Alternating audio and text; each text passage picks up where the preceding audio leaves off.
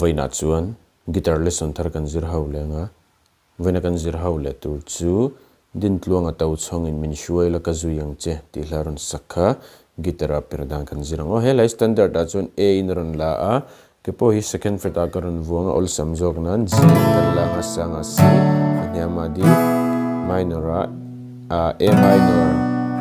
E minor le heta B minor hi kan mang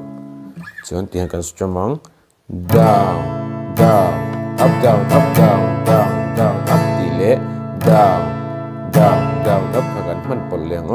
asai zo kha chord kan thlak mun na kan manga toy zo kha chord thlak ran deuh na kan mang leng down down up down up down down down up chuan down down down up nen kha no a chorus a khan tien kan strum min hruai la ti kha down strum vekin min hruai la